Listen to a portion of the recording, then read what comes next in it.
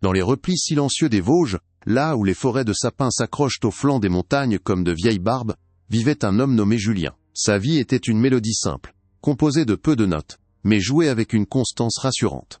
Il était un homme de la terre, ses mains calleuses témoignant d'une existence passée à labourer, à semer et à récolter. Chaque lever de soleil le trouvait dans ses champs. Chaque crépuscule le ramenait à son modeste foyer de pierre, où le seul bruit était le crépitement du feu dans l'âtre. Il connaissait le langage du vent dans les arbres, et la course des nuages dans le ciel. Pour lui, cet univers clos était le monde entier, un royaume de paix et de labeur, qu'il n'aurait échangé pour rien. La routine de Julien était aussi immuable que le cycle des saisons.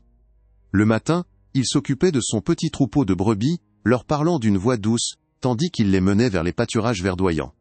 L'après-midi était consacré au travail du bois ou à l'entretien de son potager, une mosaïque de couleurs et de senteurs qui suffisait à ses besoins. Il ne désirait rien de plus, car il croyait fermement que le bonheur résidait dans la simplicité et la satisfaction du travail accompli.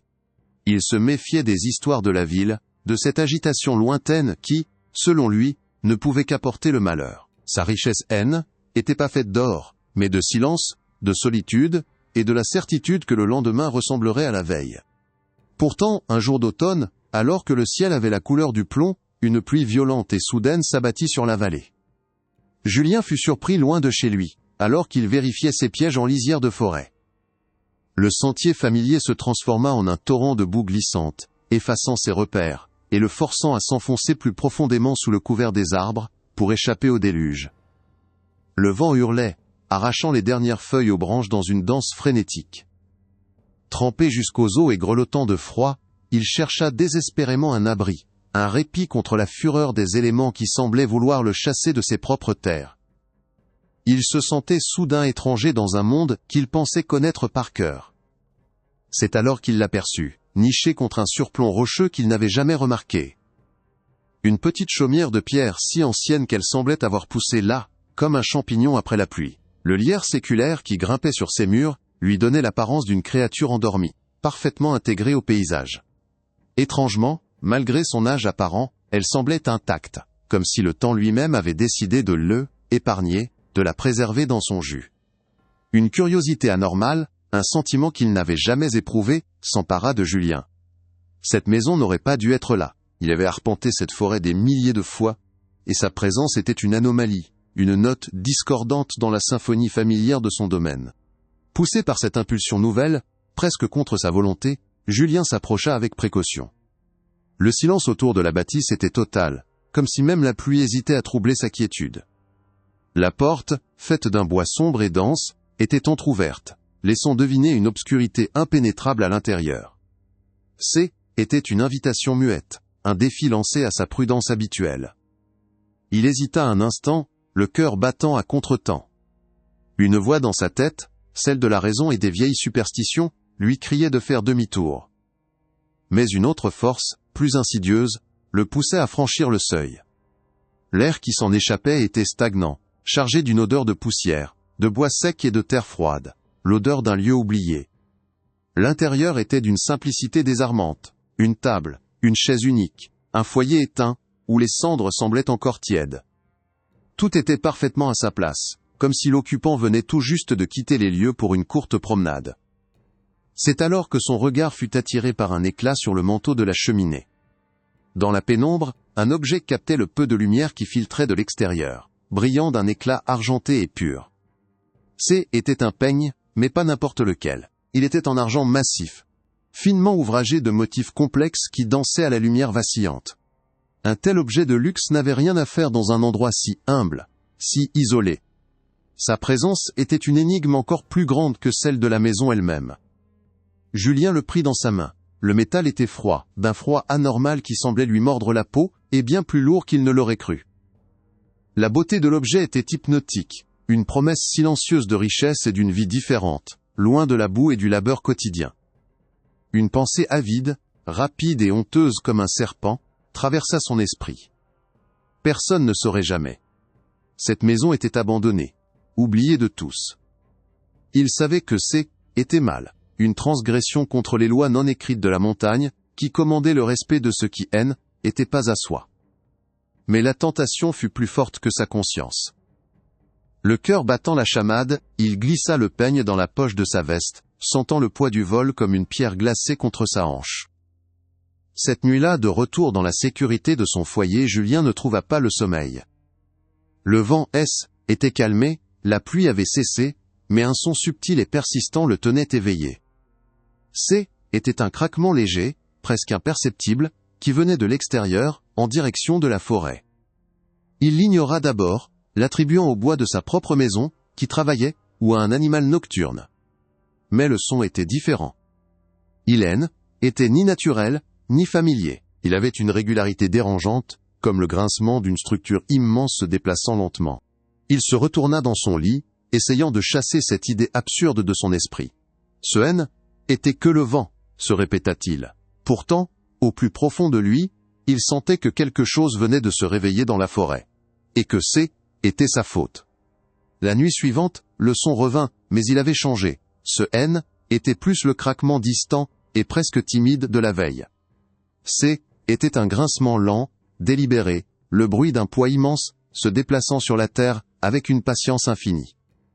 Julien se redressa dans son lit, les muscles tendus, chaque fibre de son être à l'eau, écoute de cette plainte anormale. Le son était plus proche, indubitablement. Il ne venait plus du cœur de la forêt, mais de la lisière même de son propre champ, juste au-delà de la vieille clôture de pierre qui délimitait son monde. L'air dans la chambre devint soudainement plus froid, et Julien sentit une sueur glacée perler sur son front. La chose qui était réveillée à cause de lui, avait commencé sa longue et inexorable marche vers sa porte. Avec le passage des jours, la terreur auditive fut rejointe par une angoisse visuelle et sensorielle. Julien commença à sentir une présence constante, un poids dans l'air qui le suivait comme sa propre ombre. Il percevait des mouvements fugaces à la périphérie de sa vision, des silhouettes sombres qui se dissipaient dès qu'il tournait la tête. Le peigne en argent dans sa poche semblait devenir plus lourd et plus froid. Un fardeau glacial qui lui rappelait constamment sa transgression. Ces phénomènes ne se produisaient que lorsqu'il était seul, tissant autour de lui une toile invisible de solitude et de peur. Il se sentait observé, jugé par des yeux qu'il ne pouvait voir, et il savait que sa faute l'avait marqué, le désignant comme une proie. Une autre nuit passa, et la terreur franchit un nouveau seuil, violant l'ultime sanctuaire. Le grincement était plus dehors, dans le champ. Il résonnait maintenant sourdement sous le plancher de bois de sa propre maison, dans les poutres maîtresses du plafond qui avaient soutenu ce toit depuis des générations. Parfois, un murmure indistinct semblait élevé des murs, comme si la pierre elle-même se plaignait sous une pression insoutenable. Une odeur de terre humide et de mousse, l'odeur même de la chaumière oubliée, commença à imprégner l'air de sa chambre, chassant l'arôme familier du bois de chauffage et du pain. Sa maison, son unique refuge contre le monde, était devenue la cage de la chose qui le traquait. Toute tentative de rationalisation était depuis longtemps brisée contre le mur de l'impossible. Le vent, les animaux nocturnes, le travail du bois de sa vieille demeure, toutes ces explications rassurantes étaient évaporées, laissant place à une paranoïa grandissante. La peur de Julien devint une compagne constante. Le chant d'un oiseau le faisait sursauter. Le bruissement des feuilles devenait une approche furtive. Il se sentait pris au piège, de plus en plus isolé dans une réalité qui se déformait autour de lui. La présence était plus une simple sensation. Elle était une certitude. Était une entité lourde et oppressive, qui s'asseyait à sa table dans l'obscurité, qui se tenait derrière lui lorsqu'il se regardait dans le miroir. Il était plus seul. À bout de nerfs, sentant les murs de sa propre maison se refermer sur lui comme une tombe, Julien prit la seule décision qui lui restait. Il courut à travers le village endormi, ses pas résonnant sur les pavés humides, jusqu'à la petite demeure de mémé Élise. Était la doyenne du village, une femme dont les yeux avaient vu passer un siècle, et dont la mémoire était une bibliothèque de récits que les autres qualifiaient de superstitions. Pour Julien, ces superstitions étaient devenues son unique espoir de salut. Il frappa à sa porte, non pas comme un voisin, mais comme un homme traqué, l'ombre de lui-même, portant sur son visage la géographie de nuit sans sommeil, et d'une peur qui rongeait. Âme.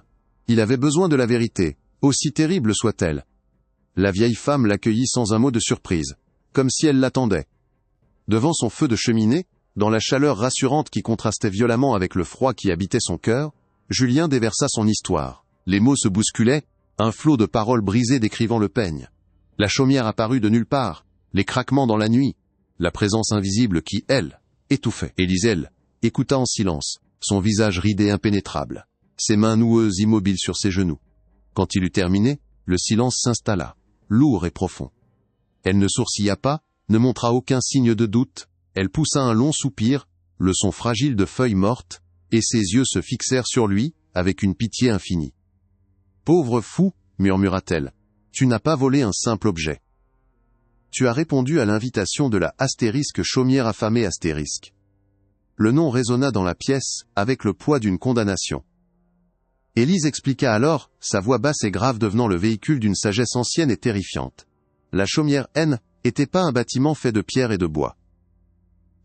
Était une entité, un piège aussi vieux que les montagnes elles-mêmes, une manifestation de la cupidité latente dans le cœur des hommes.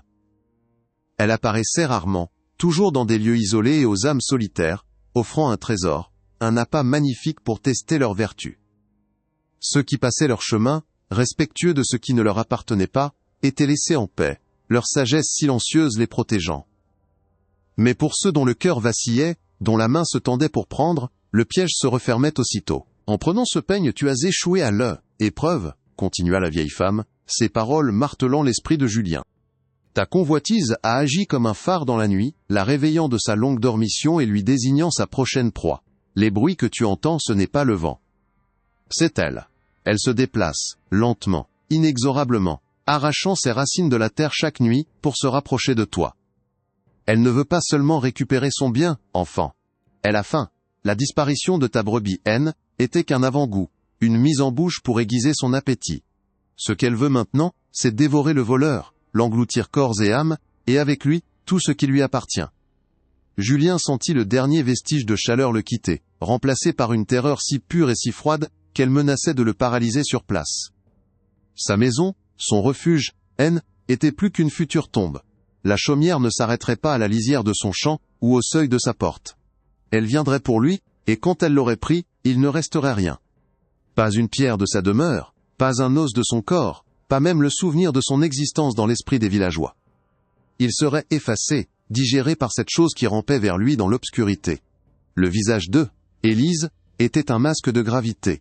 Elle sera bientôt là, Julien. Et quand elle arrivera, elle ne se contentera pas de frapper à la porte. Elle deviendra la porte. Le crépuscule tomba sur les Vosges comme un linceul violet, étouffant les derniers chants d'oiseaux et instaurant un silence de mort. Armé des instructions d'Élise, Julien sentait le froid s'infiltrer non pas à travers ses vêtements, mais directement dans ses os. Son cœur battait une cadence effrénée contre ses côtes, un tambour annonçant une bataille silencieuse. Il retira sa veste usée, la retourna avec des doigts tremblants, sentant le tissu rugueux contre sa peau. Était le premier pas, un acte simple mais chargé d'une signification ancienne. Tromper ce qui, était pas de ce monde, devenir méconnaissable aux yeux de l'invisible. Il prit une profonde inspiration, l'air glacial brûlant ses poumons, et commença sa marche à reculons vers la lisière de la forêt, vers la chose qui l'attendait. Chaque pas en arrière était un acte de foi et de terreur. Le monde familier de sa ferme éloignait, tandis qu'il s'enfonçait dans un territoire qui n'obéissait plus aux lois de la nature. La forêt était étrangement plate, les sons absorbés par une chape de silence oppressant. Bientôt, il la vit. La chaumière affamée se découpait dans la pénombre, plus grande et plus menaçante que dans son souvenir. Elle ne semblait plus faite de pierre, mais d'ombre solidifiée. Sa porte était une béance parfaite, un carré de nuit absolu qui ne reflétait aucune lumière, et promettait un vide sans fin. Une force invisible semblait l'attirer, une douce persuasion qui murmurait à son esprit de se retourner, de faire face à son destin et d'entrer. Alors qu'il approchait du seuil, le véritable assaut psychologique commença. Des murmures élevèrent de l'obscurité, des chuchotements qui portaient son nom, prononcés avec une intimité effroyable. Il lui parlait de ses peurs les plus secrètes, de sa solitude, de la dureté de sa vie. Il lui promettait le repos, la chaleur, une fin à tout son labeur. Il lui suffisait d'un pas, d'un seul regard à l'intérieur, pour tout obtenir. L'odeur de terre humide et de pourriture s'intensifia, se mêlant à un parfum trompeur de pain chaud et de feu de bois, un piège pour les sens destiné à briser sa volonté. Il serra les dents, le goût du sang dans sa bouche, luttant contre l'envie de céder.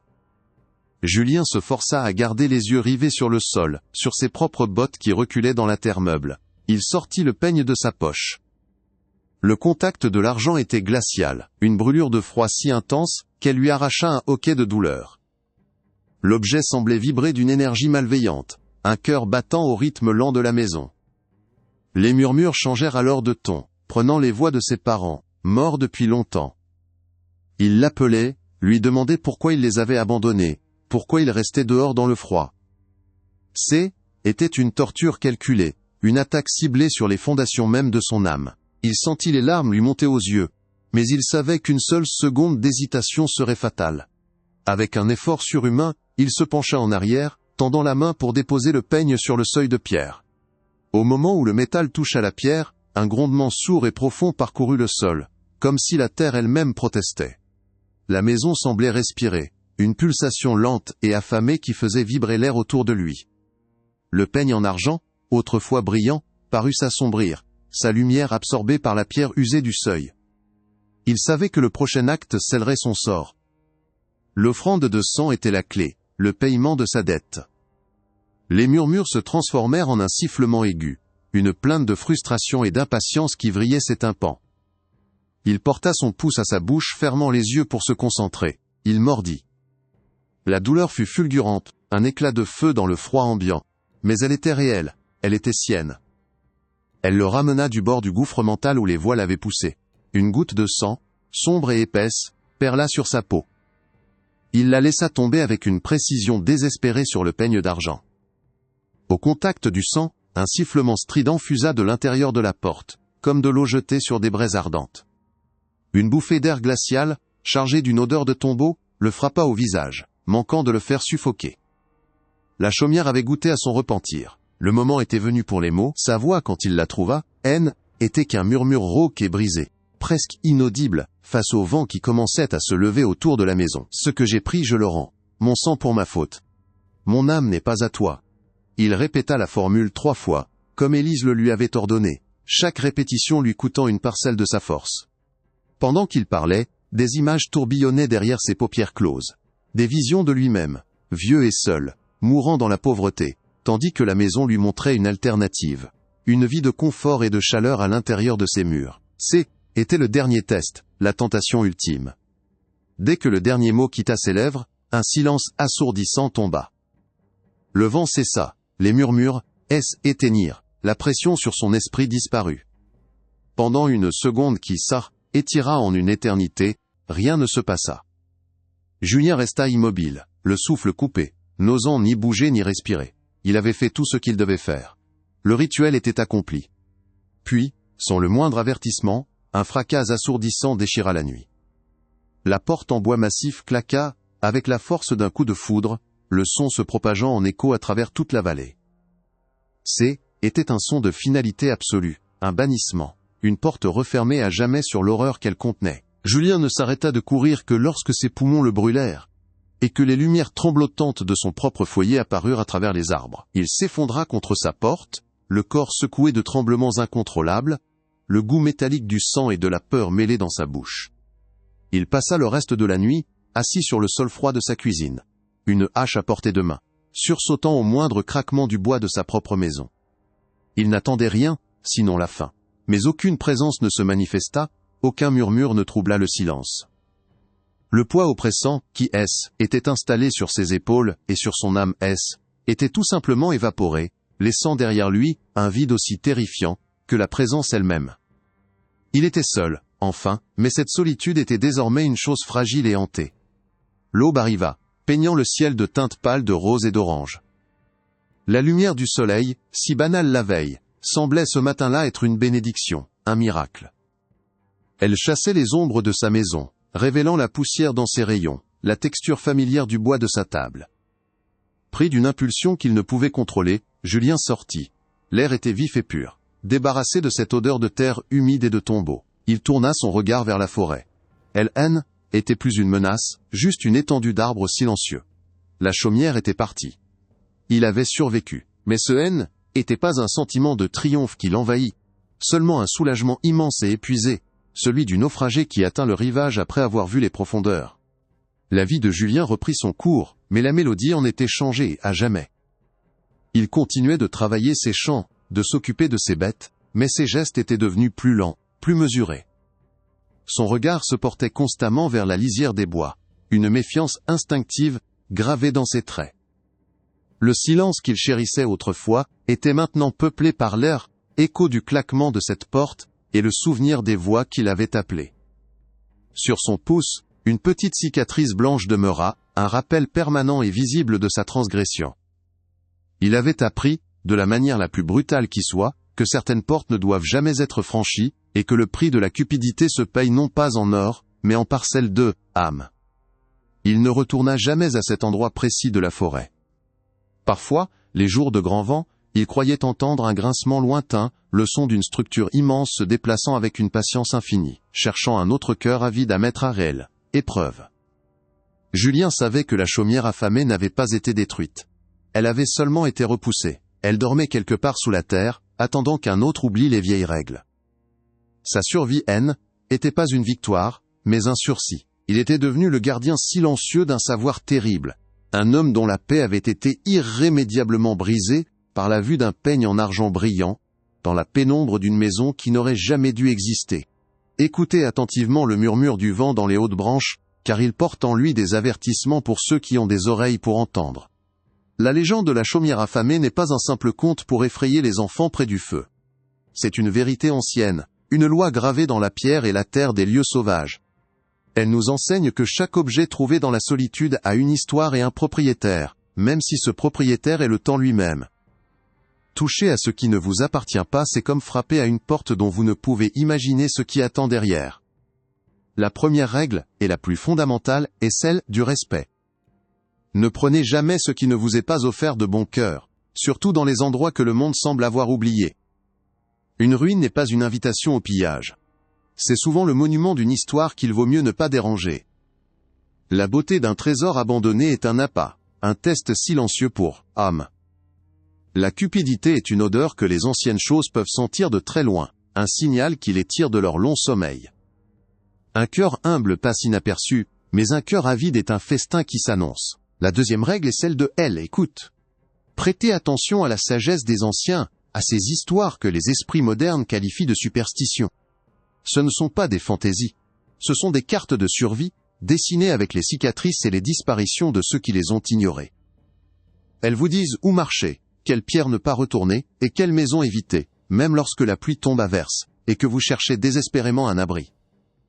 Ignorer ces récits, c'est choisir de marcher à l'aveugle dans un monde bien plus vieux, et plus étrange que vous ne le pensez, un monde où les maisons peuvent avoir faim. Enfin, si jamais le malheur vous fait échouer à l'épreuve, si votre main prend ce qu'elle n'aurait pas dû, souvenez-vous de la dernière règle, le repentir a un prix. Il ne suffit pas de rendre l'objet volé, il faut offrir une partie de soi-même. Un sacrifice, une douleur, une reconnaissance sincère de sa faute. La chaumière attend toujours, tapie dans les replis du monde. Elle peut apparaître comme une cabane isolée, une grange délabrée, ou une grotte accueillante. Elle vous offrira toujours quelque chose de magnifique. Souvenez-vous de Julien, du prix de sa leçon, et sans un regard en arrière, continuez votre chemin. Si vous avez trouvé un avertissement utile dans cette histoire, et que vous souhaitez entendre d'autres légendes qui se cachent dans l'ombre, abonnez-vous à notre chaîne, et activez les notifications. Chaque récit est une clé pour survivre dans un monde où toutes les portes ne devraient pas être ouvertes. Écoutez attentivement le murmure du vent dans les hautes branches, car il porte en lui des avertissements pour ceux qui ont des oreilles pour entendre. La légende de la chaumière affamée n'est pas un simple conte pour effrayer les enfants près du feu. C'est une vérité ancienne, une loi gravée dans la pierre et la terre des lieux sauvages. Elle nous enseigne que chaque objet trouvé dans la solitude a une histoire et un propriétaire, même si ce propriétaire est le temps lui-même. Toucher à ce qui ne vous appartient pas, c'est comme frapper à une porte dont vous ne pouvez imaginer ce qui attend derrière. La première règle, et la plus fondamentale, est celle du respect. L'abandon n'est jamais une invitation au pillage. La deuxième règle concerne le cœur, car la convoitise est une odeur que les anciennes choses peuvent sentir de très loin. C'est un phare dans l'obscurité qui les tire de leur long sommeil, un signal qui leur annonce qu'un festin est proche. Un cœur humble et respectueux passe inaperçu, invisible aux yeux de ces entités. Mais un cœur avide, même pour un seul instant fugace comme celui de Julien, brille comme une braise dans la nuit. Ce n'est pas le mal qui est puni, mais la faiblesse, de céder à la tentation, de croire que l'on peut prendre, sans payer un prix. La chaumière ne juge pas. Elle se nourrit simplement de la faim qui habite les autres. La troisième règle est celle de l'écoute. Prêtez attention à la sagesse des anciens, à ces histoires que les esprits modernes qualifient de superstitions. Ce ne sont pas des fantaisies. Ce sont des cartes de survie, dessinées avec les cicatrices et les disparitions de ceux qui les ont ignorées. Elles vous disent où marcher, quelle pierre ne pas retourner, et quelle maison éviter, même lorsque la pluie tombe à verse, et que vous cherchez désespérément un abri. Ignorer ces récits, c'est choisir de marcher à l'aveugle dans un monde bien plus vieux, et plus étrange que vous ne le pensez. Un monde où les maisons peuvent avoir faim, et où le silence peut être une menace mortelle. Enfin, si jamais le malheur vous fait échouer à l'orbet, si votre main prend ce qu'elle n'aurait pas dû, souvenez-vous de la dernière règle, le repentir a un prix. Il ne suffit pas de rendre l'objet volé, il faut offrir une partie de soi-même. Un sacrifice, une douleur, une reconnaissance sincère de sa faute, scellée par le sang. La chaumière attend toujours, tapie dans les replis du monde. Elle peut apparaître comme une cabane isolée, une grange délabrée, ou une grotte accueillante. Elle vous offrira toujours quelque chose de magnifique. Souvenez-vous de Julien, du prix de sa leçon. Et sans un regard en arrière, continuez votre chemin. Si vous avez trouvé un avertissement utile dans cette histoire et que vous souhaitez entendre d'autres légendes qui se cachent dans l'ombre, abonnez-vous à notre chaîne et activez les notifications. Chaque récit est une clé pour survivre dans un monde où toutes les portes ne devraient pas être ouvertes.